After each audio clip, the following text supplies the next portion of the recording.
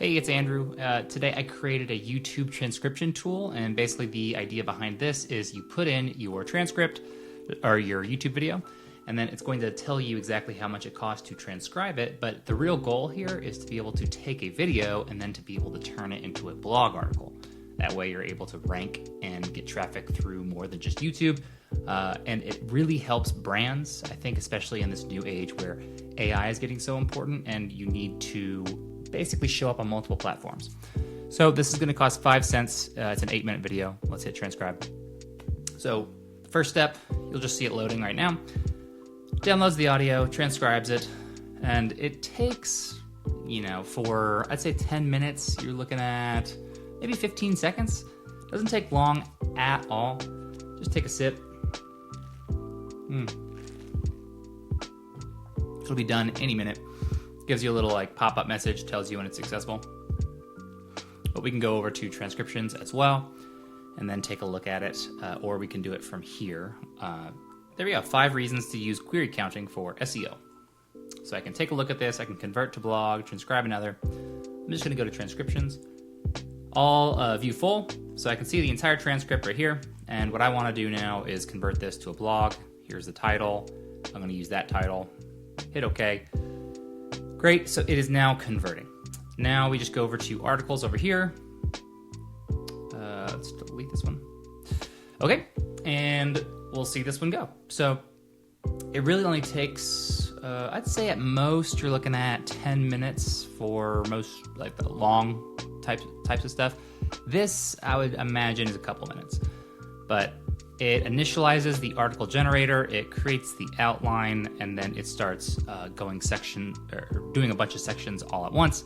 And then you get your kind of final review, and it outputs the entire thing. So that's kind of it. There's still one thing that needs to be fixed here, and that's going to be just the actual formatting itself. So by formatting, what I mean is if I go here, this thing is being doubled up right now. So it's not an issue, but it's annoying. And then next thing is just the way that it handles some of the spacing. Because ideally what I'd want is like this, right? I'd do this, this. I'd want the points to actually be on separate lines. So other than that, it works really, really well. And instead of just taking a raw transcription, I'm applying some SEO to it. So I'm doing things where it's creating headers that are more, structured. I'm still trying to preserve a good bit of the actual lingo, how the person talks. The reason why that's important is I have a theory that because everything is super AI, everyone's leaning a little bit too much into AI-driven content. So if you have things that really have more of that human element, I actually think that is going to work in your favor. Now, you still need to do some of the really structured stuff that SEO requires, but I think that the tone it's a good thing. So I can go back now. You can see we're processing, there are 9 sections that it identified. So it is now processing sections 1 through 9. This should not take long at all. I'll give it a quick pause, and I'll tell you how long I paused. All right, so I'll put the timer on right now. Timer, stopwatch, and go.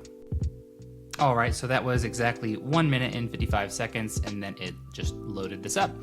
So we took that transcript that was 8 minutes long. We now have 1,100 words, cost of 3 cents, and 9 sections. So 5 reasons to use query counting for SEO.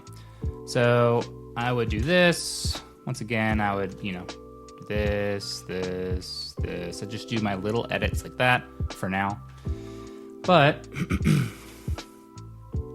what story does query counting tell? Then we have, so I am seeing, I would like, paragraphs to be a little bit different here. I'd probably just do this, but overall, I like this. Let's see, how can you measure topical authority growth? Why use query counting for performance troubleshooting? Can query counting validate content decisions? So I really like this because this is basically, now this is pretty niche, so I don't know if people are searching for this, But these are the kinds of things where people are actually going to, I think, you would see this in a AI search result. So if I'm on ChatGPT, then it's trying to source something, either using deep research or just AI search or whatever. I think that'd be great. Can query counting validate content decisions? So I think this is another thing where it's like, imagine this. Someone says, what's the benefits? What are the benefits of query counting for SEO or for whatever? This is exactly the kind of thing that would show up, in my opinion. So I think that works well. So I still think that there's like some stuff that needs to happen here where the spacing is off. But other than that, I think it works rather well. So how to implement it, advanced tracking tools. Great.